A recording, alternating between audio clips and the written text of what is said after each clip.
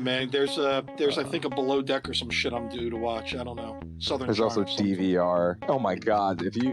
Lord have mercy, this Southern Charm. We're a Bravo household, my friend.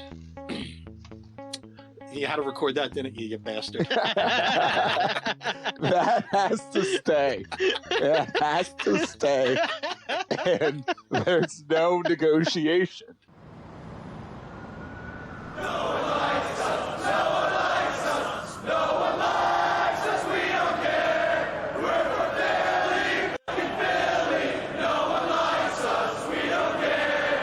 Recorded live from Random Secret Studios in Philadelphia and across the Delaware Valley. I'm the capo. He's the prez. And this is Sons of Ben, the pod. Adam, Devin, welcome back to Sons of Ben, the pod. This is a legendary number. Adam, this is Phillies legend, both on the field and broadcasting, and throughout the city of Philadelphia in your local bars and tavern. Chris One Wheeler. Mr. Larry Anderson. I assumed. My next guess was Sarge. But Larry, yeah. LA's good. Like, honestly, I think most people can say that LA and Fransky is much better than any other broadcast that can possibly give you Phillies baseball. Like, national, local, whatever. I'd rather just listen to those guys on the radio 9 times out of 10. Yeah, LA is, I mean, granted, drinking LA was better than now sober LA, but number 47, number 1 in your hearts, Larry Anderson. Similar to Metallica. Exactly. They're much better drunk. All right, so this week's guest, it's just us. We've got a very special episode that we're going to get into. It's actually important. So before that, Beer the Pod, Yards, 2SP, the Larimer. I got myself some 2SP right now. Just support those that support us. And God, I cannot wait, guys, till we get back in the studio and we can actually just start drinking beer with each other again. It feels like it's been almost a year, and Devin and I we'll get into that later. Sons of Ben news. So, elections. This is the election episode you've been waiting for. We've got some interviews with the candidates that are going head to head, so that's what this is. If you've got questions, we've got your answers. Remember, World Cup 2026, www.philadelphia2026.com. Get on there and support that, because we really want to see a World Cup here in Philadelphia. I think by then the El Seno 13s will be ready to roll, so that'll be great. Drunken Union Zoom is still going on, guys. Friday, 7:30. Look them up on their Twitter handle. Tell them you want an invite, and you can get on. And that thing goes late, man. I usually get on at 7:30 and try to get out by 9-ish.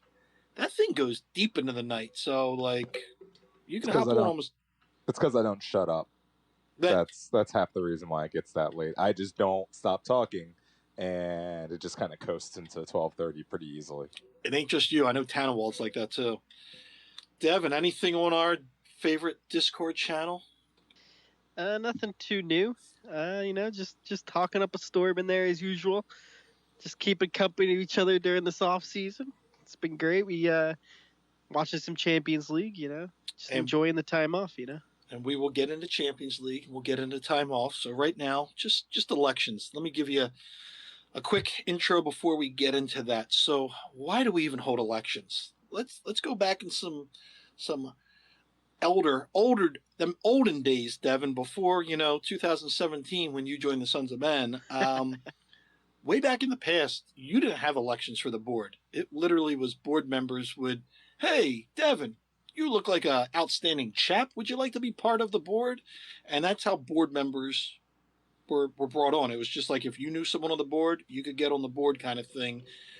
There were no public elections. So with a group that had 3,000 members, you didn't have a say on who was on the board making decisions. Then years ago, it was myself and Proper Everton Julian Brown won the first elections for 2-member at-large seats. And that's when every 2 years, every position becomes available. So that's kind of like, this is your chance to look at the candidates, see who's running, and go, you know what? That's who I want on the board. So vote. It's not like you got to pay. If you're a member, you can get on. So, use your voice, vote for everybody, let people know that you're interested and you want to be heard, and this is your chance. And this is my little thing. Just because you're not running doesn't mean you can't help out. Look at Adam. He didn't want to run, but he helps out. Never, ever, ever, ever. Just because you're not on the board doesn't mean we don't need extra help. It takes a village to move this thing. So just reach out to anybody that's on the current board. Be like, hey, how can I help out? And there's tons of stuff that we always need. Let's review the positions and the people up for election. El Presidente, the president. I am running unopposed, so I'm hoping I get at least 270 electoral votes. If not, I'm going to sue everybody and their grandmother. Membership, Molly is running unopposed, which I wouldn't run against Molly, so I guess that's smart on everyone out there. She's done a great job at that, and she's back for more. Speaking of, Ryan Bross is going for another 2 years at TIFO, so he's running unopposed. Now, we've got for secretary and social media. So this used to be the secretary position, and now with the dawn of Twitter, Facebook, Instagram, and TikTok, social media is all important. So we've got Kirsten Morris, and she's going head-to-head with Eric Yostino. So Eric is, I told him I was going to screw his name up on purpose. But they are running, and they are two people that are going to be interviewed, and you can hear their answers to their questions. I'm just glad that we've got you to the point where you're including TikTok in your social media rundown. That's a milestone for this podcast. Mr. Garcia, I was assuming that you were going to attack him over his gringo enunciation. I'll let that be. Just a TikTok part. By the way, I don't think Devin could pronounce his name better than I could, so let's just keep that straight. You know? Look, I just well, maybe that's assumptions on my part. Man, we're all terrible people. Maybe that's Adam, we don't generalize on this podcast. Look, I've gotten myself in trouble many a times before with that assumption, so let me just back up and drink my beer. Haven't we all? And then we've got the membership at large. So membership at large, I'll just explain it quickly. We always try to have one board member at large, where we can find a spot for them for their strengths or to help out. So it's kind of like the Swiss Army knife, the Leatherman, the multi-tool to help out. In the past, that is also the merchandise section has kind of fallen under that, because the merchandise isn't a full-time role. Not yet. You know, maybe eventually it will be. So that's that. And running for that. And we've got one Mr. John Light. And Adam, do you know this name? I'm going to need your help with this pronunciation. It's Devin Garcia? Is that how you say that? Gus. Oh, man, I got to roll the R right now. Gus. Nope, can't do it. Wow. Just move it along. Here's the thing. Wow. All right, so the girlfriend has been trying to get me to roll my R's because in Italian and Spanish are like 6 degrees of Kevin Bacon there. So I have not been able to do it, and it just sounds like I'm gargling more times than not, so I just try to leave it alone. But I want you to know that I am empathetic. A for effort. Is that the term? Yeah. So I'm here for the club. Those are the 4 people that we've done. Well, I say we in trying to be as fair and balanced as we can. Well, we can't use that, right? That's weird, fair and balanced. But I got everybody one-on-one for an interview, asked very similar, same questions for each role. So you, the listener, you, the members, can go through this. So I did my best Chris Wallace imitation, not to like completely make this. See, Adam gave me a look like Chris Wallace. No, we just try to keep this on the rails. And Devin, I'm going to let you introduce them, interview one by one. Who do we got first? So let's do the secretary and social media first. Let's go to Eric first. We'll give him the hot seat first. So let's go to Matt's interview with Eric. Oh, thanks for that segue, Devin. You're the best.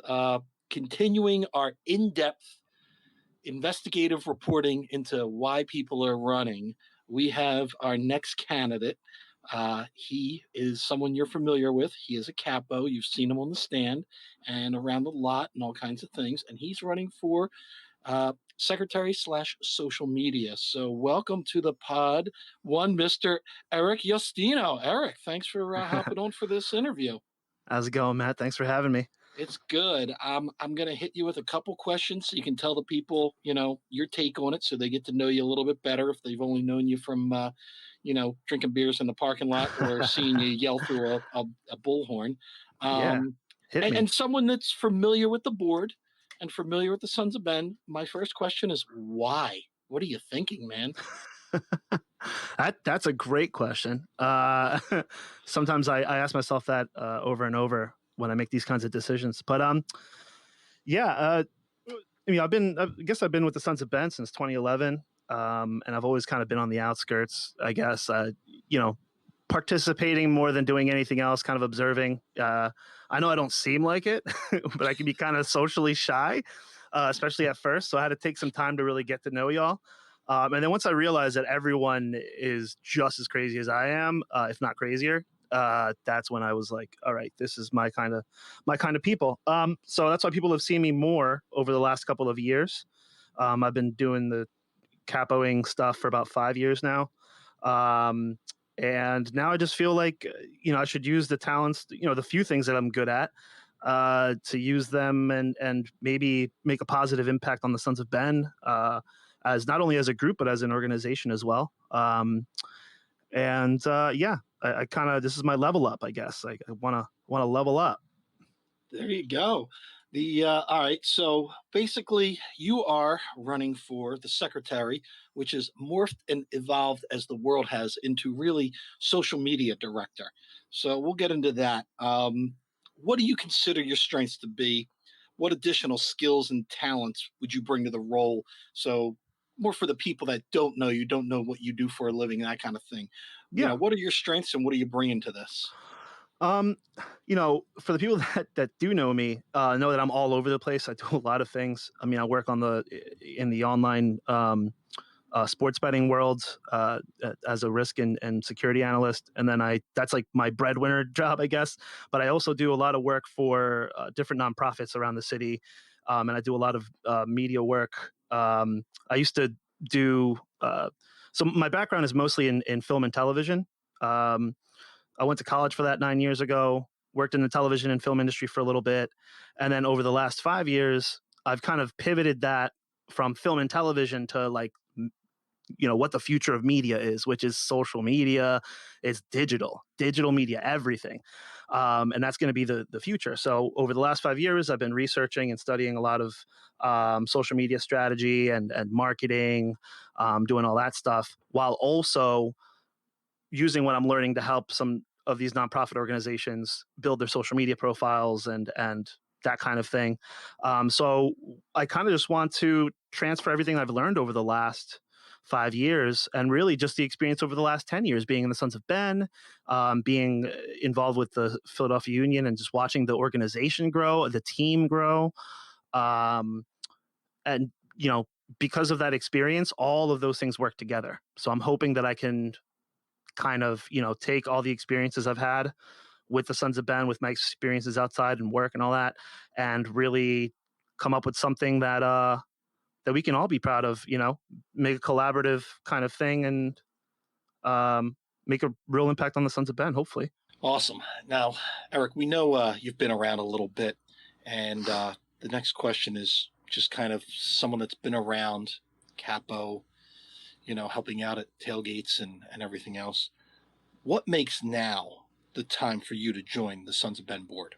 Yeah, I ran 2 years ago, and it's funny because I thought I was ready then, and I really wasn't. And also, things have changed. Not only in the obviously locally. I mean, with the team, we have a team that we can be proud of now. It's a club that's on the up and up. A lot of people know who the Philadelphia Union are now. We've had a good 10 years, and the last 2 years have been great. And it's just progressively getting better. So just the optics have changed of the team, which helps us because if the team isn't doing well, it's really hard to get a supporters group to want to support. And I'm sure you're very familiar with that. Um,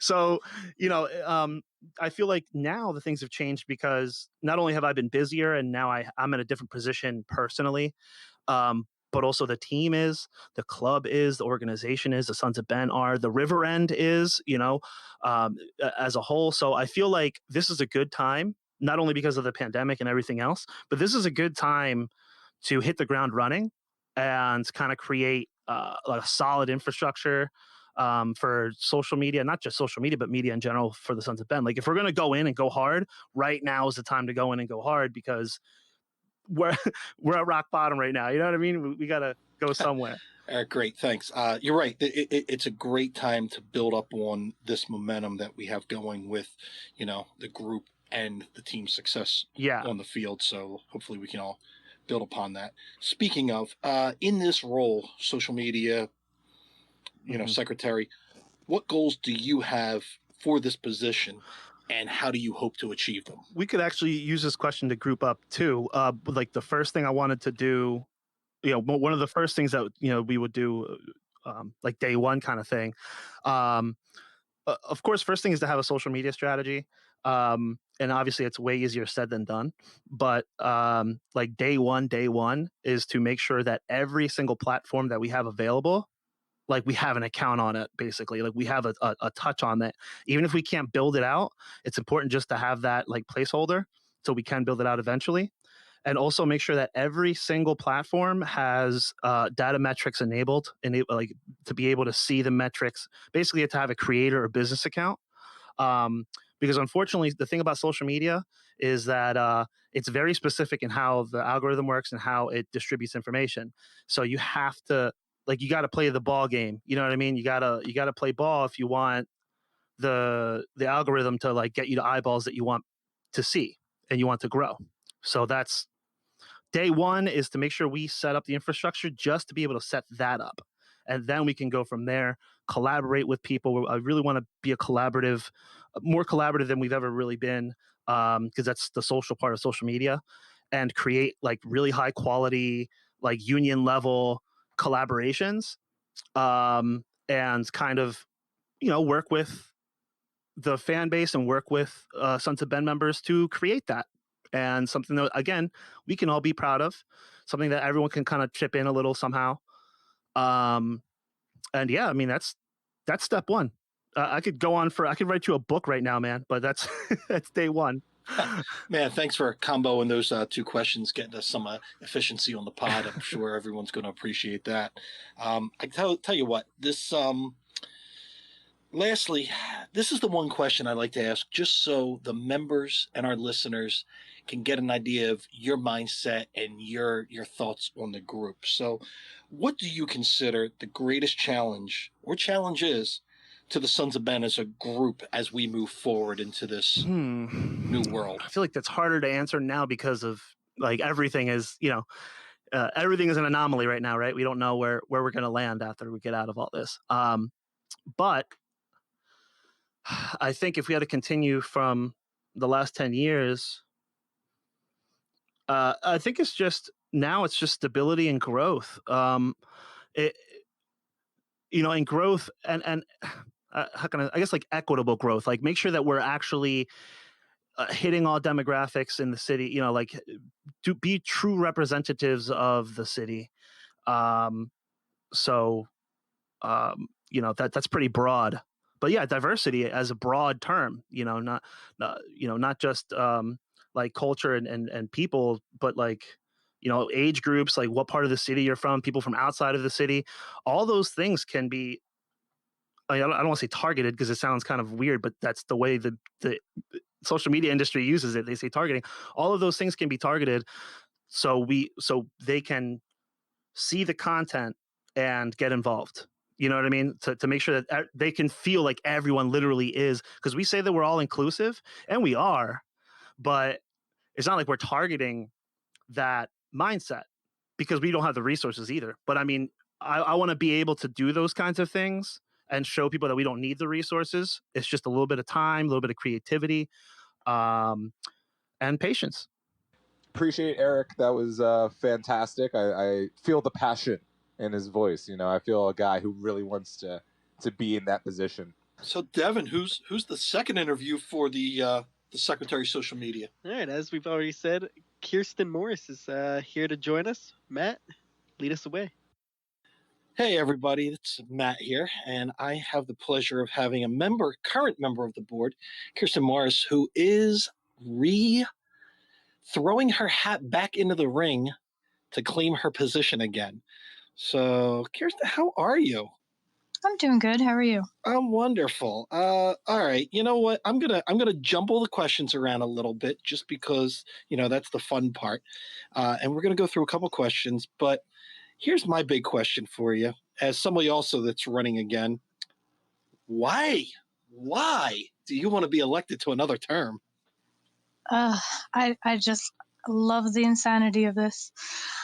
Really, during my term, I've gotten to know a lot of my fellow sisters and brothers of the Sons of Ben, and I've loved it. It's got helping me got out of my shell a lot more, and I would love to be able to finish some of the unfinished projects that I had going on this year. Thank you, COVID. Yeah, 2020's been a hell of a year where all the best intentions we had kind of went to the wayside. We got some things done that we were like, this is awesome, and other things not. I think we've been speaking about that all this year on the pod. So you were running for secretary, social media, which has basically been the brunt of that job, where I guess in the past it was more like a secretary recording meetings and that, and now it's the social media outward communications is the real main focus. As we all know, as social media just kind of takes over the way we communicate. What do you consider your strengths to be, and what additional skills, talents do you bring to this role? Well, as my fiance can attest, I'm always on my cell phone, so and I'm always on social media. But I never had Twitter before this, and now I am a part of Twitter world. Um, Really, I try to keep up as much as I possibly can with all that. I I'm very informative, I believe, with all the information and questions that people have for me regarding like tailgates, accessing their away tickets, and also for some of the Sons of Ben and night outs. I remember, I think it was this year when somebody couldn't get into the stadium for the Sixers game, so I jumped through hoops to get them into the stadium. I actually remember that night. Yeah. Uh, as being an incumbent, you've got the wisdom of what's happened in the past as well as planning for the future. So, speaking of the past, what projects that you initiated, or things that you did, do you feel have been? What are you more proud of, or what do you think was really successful besides getting somebody in the Sixers game, which I'm sure that person does appreciate? Um, Probably help kick hunger. We were looking at different vendors, and I said, "Hey, why not the Larimer? Let's bring it to Chester." And that was a great night. You talked about some of the stuff is when I asked you about why. Being in the social media thing, it's a constant. It's a constant flow. You're always updating and informing, and things are changing. But as for projects, what do you consider like unfinished business, or something that you want to continue or build upon with the second term in office? I do remember in the beginning of this year, I was working on our chants, getting the lyrics out there for some of our new members so they can follow along with us. There was also, I was working on with a company down by my actual job for a tailgate sponsor. And that kind of went to the wayside because of COVID. Yeah, just to let everybody know a little bit behind the scenes, that would have made our tailgate experience oh so much better, just because the quality of the product that these people do. So we're hoping to bring it to 2021. So stay tuned on that. And I guess this is a big, overreaching general question, just to get your perspective on this, because I mean, we all have ideas about this, and how we feel. I know I sometimes stay awake at night thinking about this, but what do you consider the greatest challenges to the Sons of Ben as a group, as we move forward out of COVID into hopefully a normal season? What do you think our biggest challenges are? Well, every year we do have some challenges. A lot of them stay the same every year, but we still overcome them. Like, there's still people who think that we're a cult, that we're not like very welcoming at all. But I've always seen we're open arms. I mean, we're a bunch of misfits, excuse me, but we're willing to take the shirt off our back for anybody. And then there's also, we're very we're flexible. I do know we have a lot of challenges with our chanting. Sometimes we have one section doing one chant, another chant. We overcome it.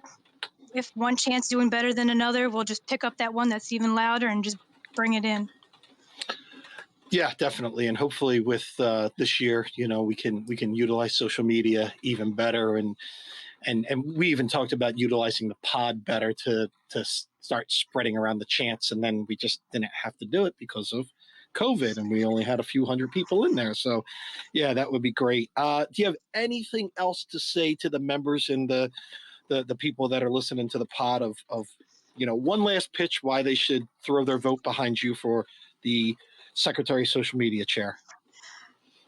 Let's see. Like I said, this year it's been kind of a wash in all honesty, but I feel like I've grown. God knows I've made some mistakes during my time. You learn from it. You move on. You brush Perfect. off. Well, Sorry. yeah, no. Well, sorry if I cut you off, but no. Thank you very much. We're gonna splice this up with everybody's interview, and we're gonna let everybody know that they can vote, and we'll get the date out of when it's voting very soon. In fact, you'll probably be in charge of pushing the news of when people can vote and go live. It's going to be a tough vote, guys.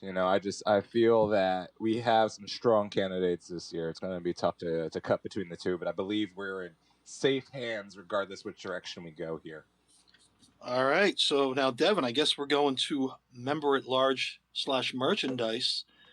Who's got the honors? Who won the the coin toss? I can't even speak. Jesus, this has got me crazy. The suspense. So who got the coin toss to win for the first interview? I have indeed flipped a coin, so I can confirm the next interview is with John Light for member at large. Devin, thanks for that intro. As we've discussed, we have with you a familiar face. We've got one Mr. John Light, who is running for the position member at large merchandise. And as we mentioned before, member at large is the Swiss Army knife of the board. Kind of fills in what the board needs, what they can do with their strengths, as well as help us move the merchandise program forward. So first, John, thanks for hopping on. Yeah, thanks for having me on. I appreciate the time. Yeah, and thanks for running. And I ask this of everybody just because I've been on the board for a while now. Here's my question. Why? Why join the Sons of Ben board? Yeah. That's a great question. I think there's a number of reasons why one would want to join, be a board member. I think predominantly I just want to see this group succeed. And so if I can help them succeed in whatever way needed, I want to be there and do that. I think the Sons of Ben are a very unique organization in the Philadelphia sports landscape. And I've always, loved helping out in the past. So I figure why not put a title on it? Yeah, put a ring on it, Yeah. So we're asking everybody, especially this is a unique position, but what do you consider your strengths to be? What other skills and talents do you bring to this role? Again, we said it's, not only just the merchandise part, but it's like, you're the handy tool that we need to fix any kind of problem that might pop up. So what are you bringing to the table? Yeah. So in the past, I think one strength is I've already been in the background and I've helped at tailgates and I've helped at charity events. I've helped set up Help Kick Hunger, and I've helped set up TIFO, and I've capoed before. So I've already got pretty a diverse resume with the Sons of Ben, not being a board member. So I definitely think that's a strength. I'm fairly well known amongst the Sons of Ben. I have a creative background. I went to school for graphic design. I've designed merch in the past for Sons of Ben. The 2015 scarf is probably one of my most proud achievements for the organization. I've also done Wu Fang clan stuff. Me and Ryan Bross, we started that 2 years ago, and we've done 2 kit launches so far. So I definitely know how to communicate with, a lot of different retailers and stuff, vendors. Yeah, no, that's great. And I guess, you know, it's no secret you've run in the past. So Yeah. what makes now your time? Yeah, yeah. Like you said, this is actually my third or fourth time running for a board member position, and I've really tried my hat at all of them. I really don't think that there's a bad time to run for the Sons of Ben board, and even in the past, I didn't think those were bad times either. I think right now the team is performing really well. We have a chance to really capitalize on that. And again, the Sons of Ben, like I said, they're such a unique entity in the sports landscape. There's really nothing like it in the city. And so if I see an opening and I have the ability to at least potentially help, I want to do that. I really do. So if not now, maybe next year, but I think now is a perfect time. Now's the iron is hot, as they say. Exactly. Yes.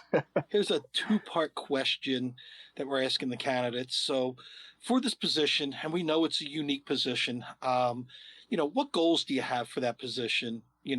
And what are the key steps, activities you want to perform to get those goals started? Yeah, and that's a great question. I think the primary goal is really just to be as flexible and available as possible, right? Because like you said, it's a Swiss Army knife position. I'm going to be filling in gaps.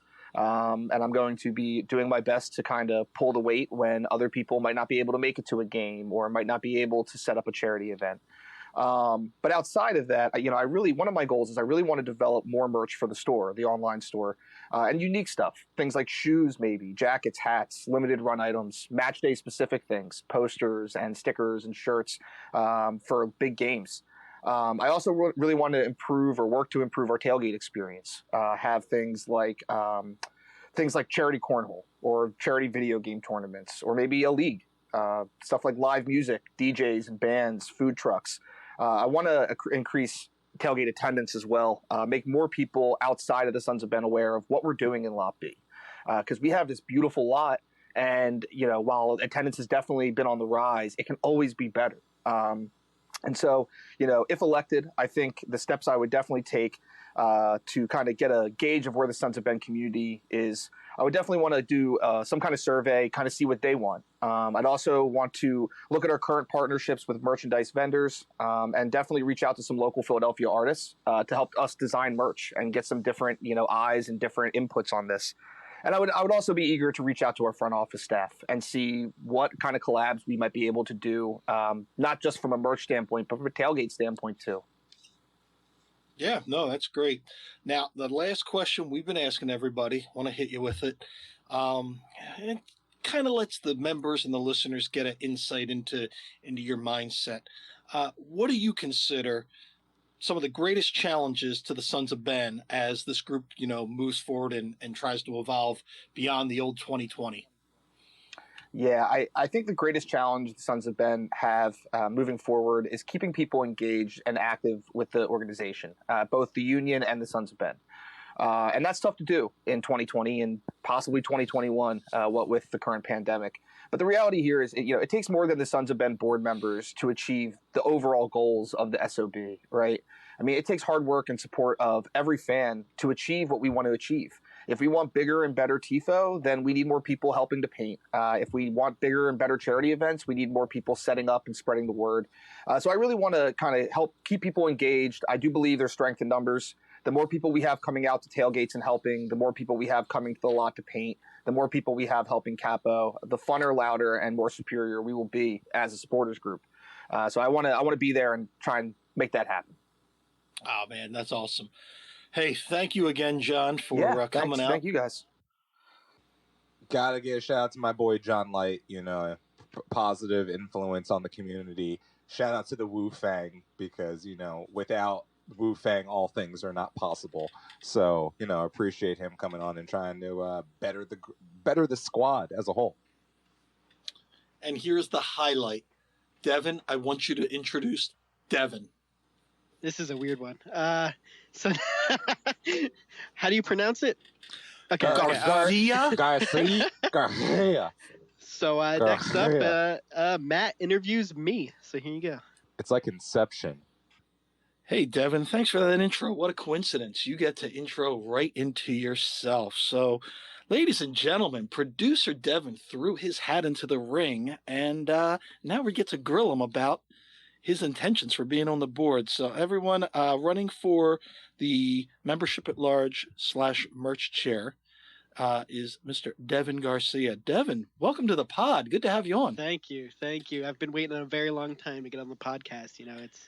It's been a blessing to be here today. It's a long list. It's like a Studio 54 back in the 70s, man. So we got a couple questions for you, and the first one I ask, it's not even on the list of questions that we present to you guys. It's simple. Why? What are you thinking? Well, the people that know my story know that mine is a little different than most. I haven't been around since the 2010 years, nor have I followed soccer my entire life. I was kind of more of a late bloomer, and became a Sons of Ben member in 2018. So, might have been the end of 2017, 2018, that season there. But newer to the group and newer to the sport. I mean, compared to some people that have been around for years, like yourself, Matt. But over the past few years, I've really seen what the Sons of Ben is, and the strengths of the group, and there's a lot of potential there. The Sons of Ben was one of the main things that got me, so heavily involved with the union and following the union the way I do now. But I've obviously been involved with the podcast, as you all know, and been doing things over there with the Sons of Ben Discord. So, I'm ready to take the next step. Awesome. All right. So now you're running for what we call the membership at large, which we've said in the past is kind of like the Swiss Army knife. Fit in where's needed, where your strengths are, and with that comes the merch program, because that's really not a full-time thing. It's an important part of the Sons of Ben, but it's not right now a full-time board job. So with that, knowing that that's the role you're coming into, what do you consider your strengths to be? What additional skills and talents are you going to bring to the role? I mean, I guess I come from a very versatile background. I mean, I can I've had a lot of experience kind of across the board. I've had experience, building brands, doing marketing, doing merch, stuff like that. I've had experience doing social media. I've had experience, running different groups as well. But I think the membership at large position as a whole, I think describes my strengths very well, because I can, be a little bit of everything, or wherever is needed. I'm willing to volunteer wherever I'm needed, really, and whatever's going to help the group grow. I'm excited to be able just to be a part of it wherever. Great. Now, normally the second question is, everybody's been following along. We ask this question like, what makes now your time? Well, you know what? We don't have to answer that, because he just told you in the first question, now is his time. Ever since he's been involved, Union have been winning. So I'm just going to answer that for you. And we can Thank you. Yeah. I take full responsibility for that. So, what goals do you have for this position, and what would you want to do to go around to achieve those goals? Knowing that, right now it's merch and then jack of all trades kind of thing. What goals do you have for your run at the board?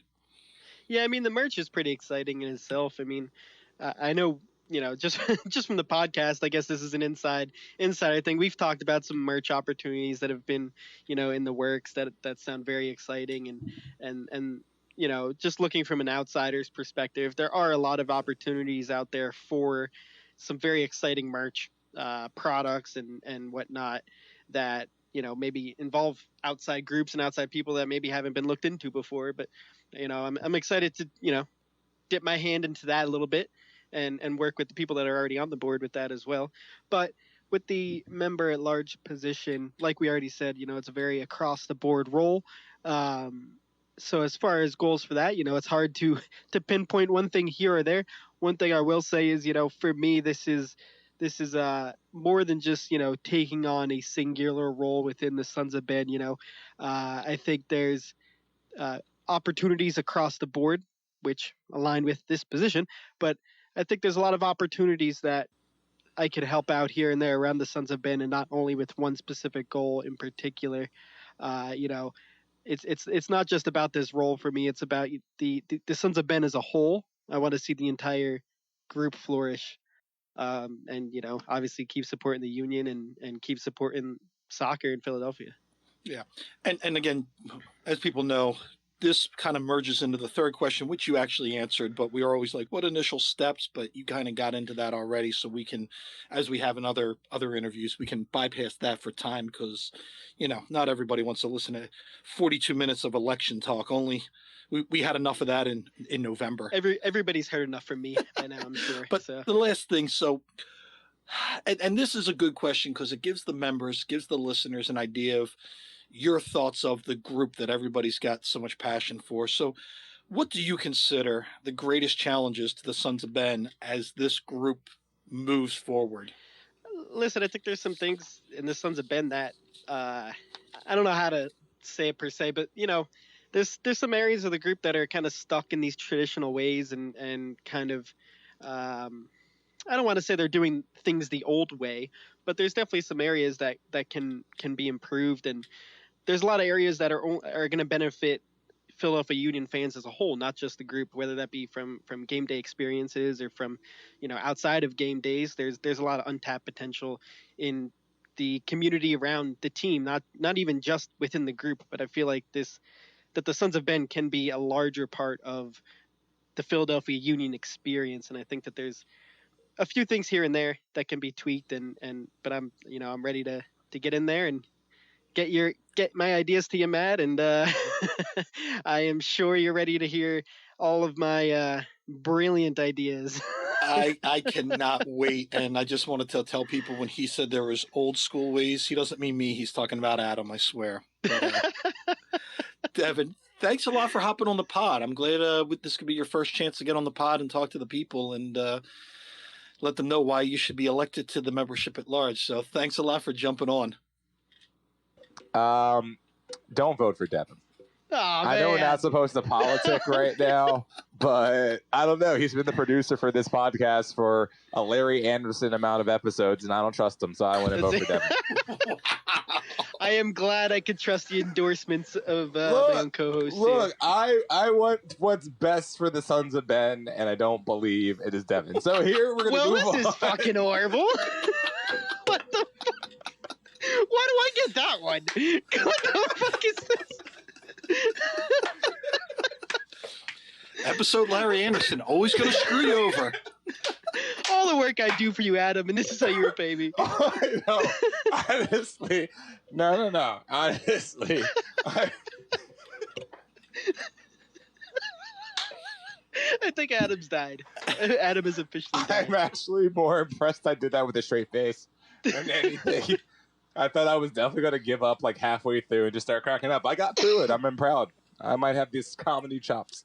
No. Look, I'm happy to see Devin cut through the ranks. That's one of the most ambitious individuals I know. The only reason why we have a podcast is because of his, can-do-itness and intuitiveness. So I'm here for it. He is a wrangler of men. That's all I can say. But I also feel like we're biased as shit. So what can we do? That's why I'm keeping quiet, man. I can't say a word. Don't listen to me, but listen to me. There are no losers in this election. Only the people that don't vote. You're the loser. So make sure Also you the get out there lose. early and vote often and, keep multiples, keep voting. Do something. Do something. Do Come something. on. There you If, go. November should have taught you something, people. Keep voting. You can only lose if you still root for Tottenham. All right, so that was the interviews. Thanks for sticking through it, plus our shenanigans in between. But yeah, elections I believe are going to start on Tuesday, run for a week, and then we will go through that. So you're an active member, get out there and vote, get your voice heard, let these people know that want to do good and want to help out for this group and keep it going and growing. Guys, we had some MLS playoff action. I've been watching but not watching because I don't want to watch, but I can't help but watch. I really didn't like what I saw with New England and Orlando. I don't know, Devin, how do you want to go through this? Because there's so much to unpack. The only thing I could say is it's amazing how my interest in the MLS playoffs went from like 500% before the Union game to maybe about 0.5%. I'll give it 0.5% that I still am following. No, but I still have my my horse in the race. I think we all have chosen somebody else other than the Union, obviously. But my horse is Minnesota. Who do you guys got? I honestly believe this is the age of the revolution. Wow. I think they've just blazed a pathway to this MLS Cup final, and it's going to be Seattle again because duh, and it's going to be in Seattle because duh. But I just maybe this is their time. Look, they're an original club. They're an OG. They're the Buffalo Bills of MLS in a lot of ways. It wouldn't shock me that a tactical, intelligent individual like Bruce Arena can find a way in a one and done tournament. This is the beauty of the one and done. It's an any given Sunday. Do you think the Union lose twice to the Revolution if we do a home and home? No. So, you got yourself an opportunity. Boston, go for it. Yeah, I'm torn. I can't stay in Columbus. Part of me wishes the entire thing did go to Austin and we never started Save the Crew. Should have been Screw the Crew. But that's just some personal feelings with me and some of the people in Columbus. And I hate that thing like, oh, if New England wins, we technically won because we beat them 5 times. Yeah. No, I don't buy in I don't that like that philosophy. either. I don't like that. buy that at all. Look, So I don't want people like Seattle. to cope. So I'm kind of hoping for Kansas City right now, just because I think a lot of similarities between the Union and Kansas City. And Peter Vermees, God bless his bad driving skills, but he is a local guy. So I'm kind of like, okay, KC, another, maybe not original, because would it be the Wiz or the Wizards or what? But that's a club that's gone through an evolution through these years that I'm going, okay, if they win, I'm not angry. If New England wins, I'm probably angry because I'm going back to that playoff loss going, that could have been us. So I think I got to go Kansas City because I don't want Seattle winning anything anymore because them in Portland think they invented the sport. So I'm done with them winning shit. Man, you guys have some polarizing picks here. You pick the team that beat the Union, and then you want to pick the team that beat the Union a few years ago. That's polarizing right there. But here's the thing about that. Weird thing. Okay. There's 2 teams in the West beat us in the Open Cup that are in this. So True. if you go who didn't beat us, I guess you go Minnesota. I mean, and there you go. That's how I got to my pick.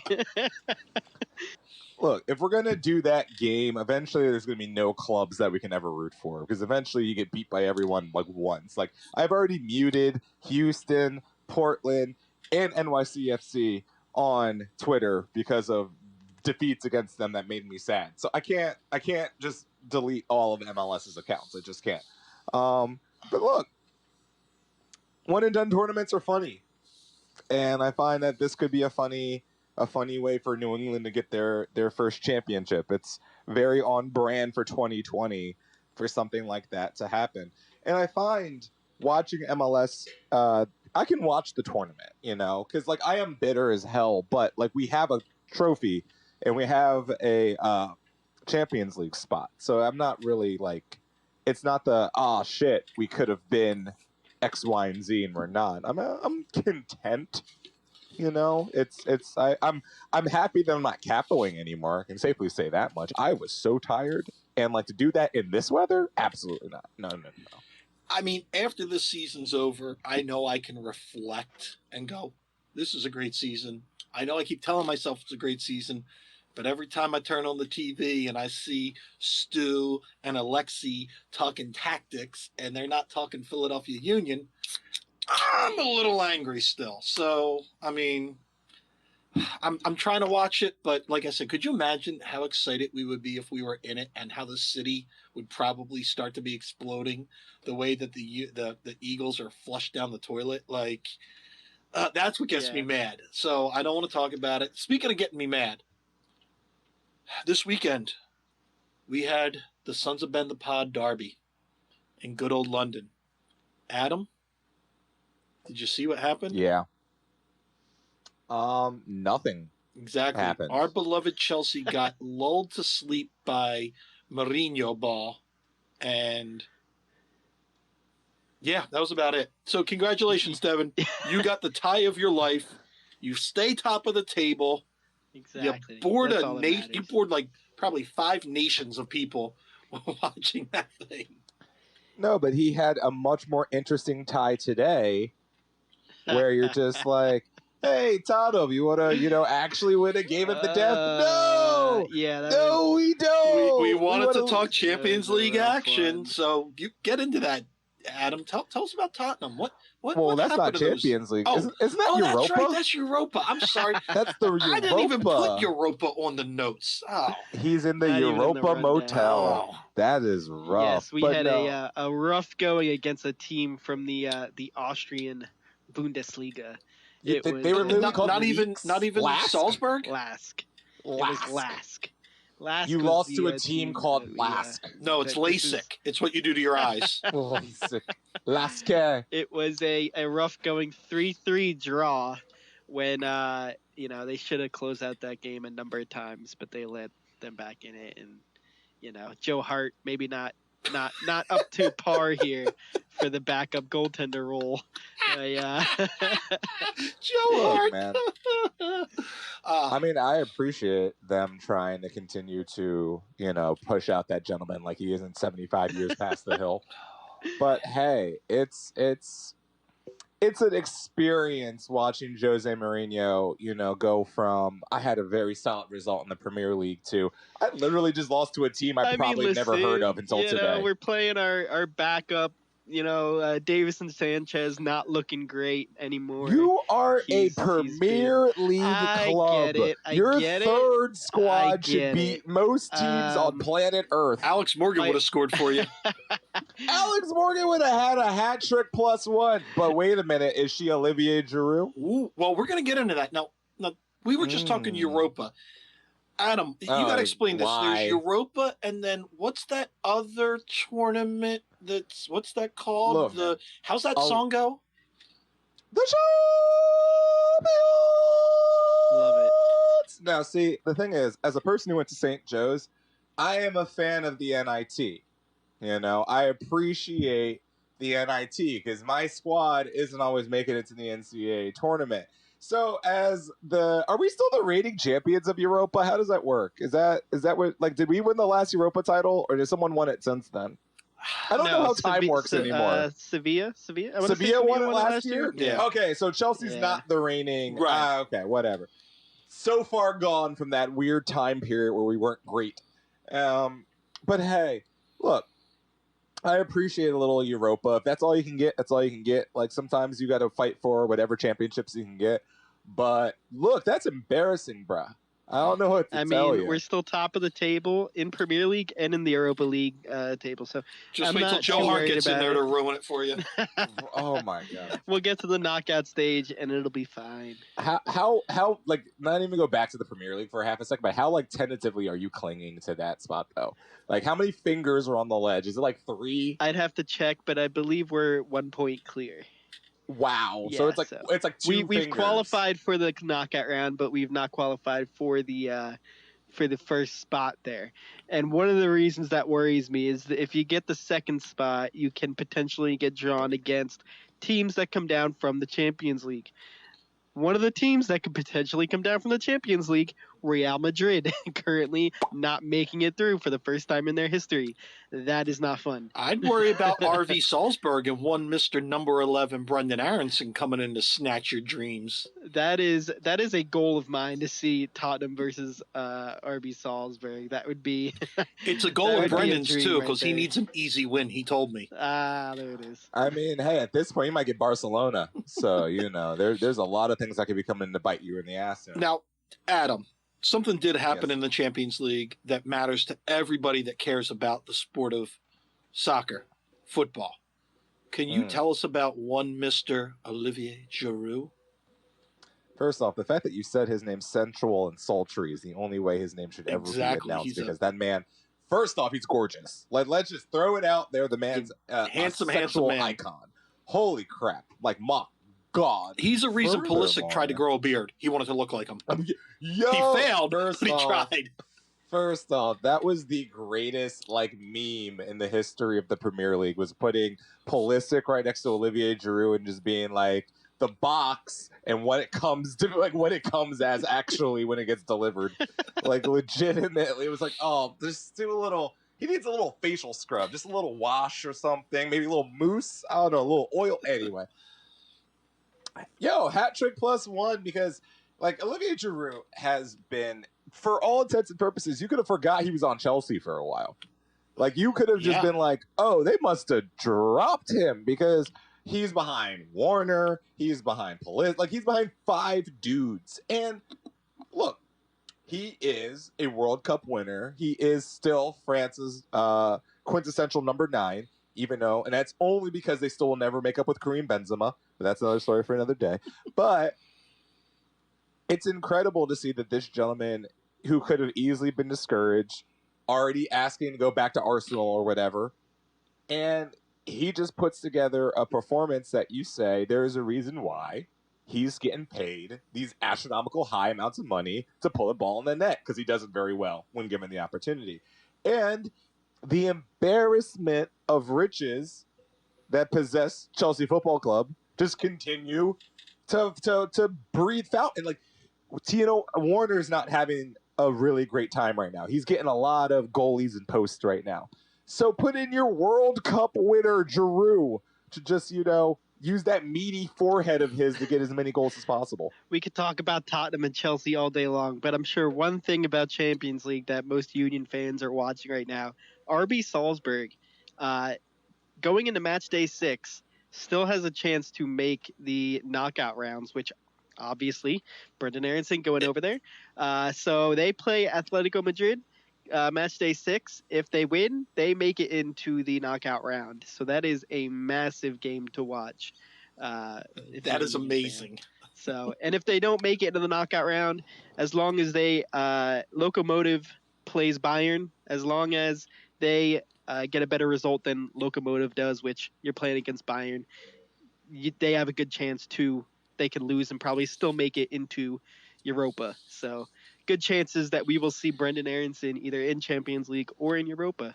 Yeah, and speaking of Aronson and Mark, they are training with the men's team right now, getting ready for the friendly against. Oh, why do I not remember who they're playing against? Salvador. El Salvador. So that's that'll be good to see.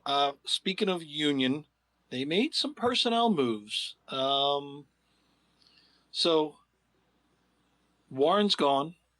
Kai's staying. Wooten's gone.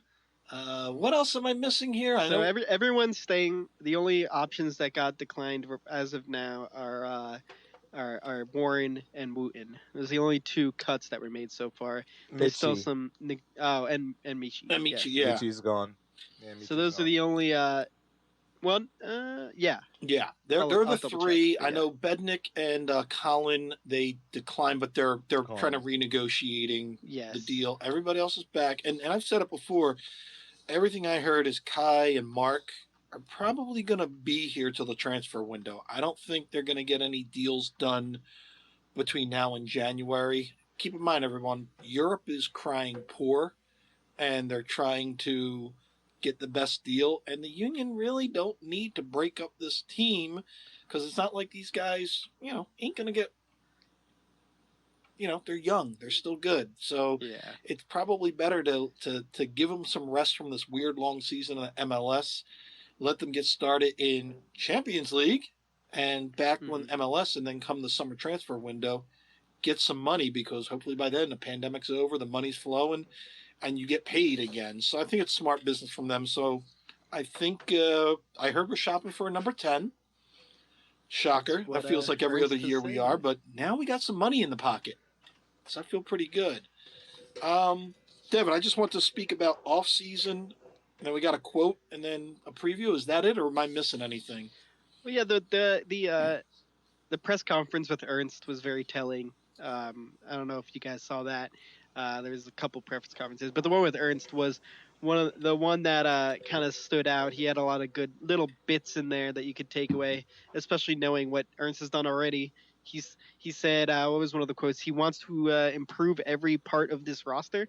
Take that for what it is. At the same time, he said he wants to keep as much of the same group as possible. So there's some conflicting things there, but it's, like you said, he already said that they want to get a number 10. It seems like they're going to be in the market. He also said that there's nothing on the table right now for Kai or for Mark McKenzie, like you already said. So a lot of good little bits of information there. Yeah. So I was a journalist once. It wasn't for a very long time. I wasn't that good at it. You can ask JT. But I was a journalist for a while, and I did some interviews, and I've done some press conferences. And I can tell you this with no hesitation. I don't remember ever getting a quote that mattered in a press conference in the last 20 years. And I don't remember, other than like the occasional blow-ups of like playoffs or they are who they thought we were. Like there's like 5 times I've heard an interview and I'm just like, man, I've actually gained some knowledge from that. MLS, I've never seen one of those. I've never seen one of those interviews ever where I've been like, wow, something, knowledge, gained, acquired. Well, I've got it for you. I pulled out from one Mr. Jim Curtin during his press conference, and I quote Adam, and here's some knowledge for you on his relationship and his faith in Ernst Tanner. And I'm going to quote this. He's the Scooter Braun of soccer. He can watch YouTube videos and find the next star/Bieber. We gonna be okay. That's from Jim. So he believes in Ernst. He's just watching YouTube videos of young kids kicking balls, and he's finding talent. So if Jim can believe in him, Coach of the Year, Jim, you can too. There's some knowledge drop for you there, Adam. That Scooter Braun? We really want him to be that Scooter Braun? Because, I mean, that Scooter Braun's got some skeletons. Anyway, I'm over here with my thought. He finds the stars. That's all we got to say, man. I mean, I may be a Swiftie, so that's all I'm gonna say on that matter. But anyway, look, I trust Ernst is gonna bring us back the fruits of many labors and rewards, and this is why I believe the Union will be a sustainable product for a while in MLS. Listen, in Ernst we trust, and I'm actually looking forward to the off season. So I'm looking forward to the off season for the Union. I'm looking forward to the offseason for the Sons of Ben. We've got elections, but we literally are planning for everything from renewal of travel, tailgates, game day experience. We're actually in it now trying to figure out what we can do. Because think about this. We got Champions League, maybe in February. Nobody's gotten to go to the Miami stadiums yet. That's going to be a hell of a trip. Cincinnati's got a new stadium. That could be a fun trip. I think that guy, Matthew McConaughey, all right. They're back in the league now. There's a lot of good trips. There's a lot to look forward to. Listen, it's 2021. There's a lot to look forward to for 2021. But there's a lot to look forward to. So we're excited for the offseason. And we're excited for the offseason on the pod. We've got a couple unique episodes planned. We are going to try to take a little break around Christmas, New Year's, probably like a 1 or 2 week break, and then get back into it because we got a 1 year anniversary like coming up in January. That's right. It's weird. Now, before I talk about next week, Devin, did we miss anything in housekeeping? No, that's it. Next week, we are going to dedicate. Adam, are you ready for this? Because I know you didn't read the notes. I didn't. We're going to be talking World Cup 2026. We're bringing in some heavy hitters from the Philadelphia Council to talk about how Philly's making a bid to bring World Cup 2026 to your hometown. Not Wayne, PA, but Philadelphia, Pennsylvania. Drink. It doesn't work when I do it. Guys, that was episode Larry Anderson. Thanks a lot for joining us. Gentlemen, wash your hands. Sexy. Wow. Sexy season.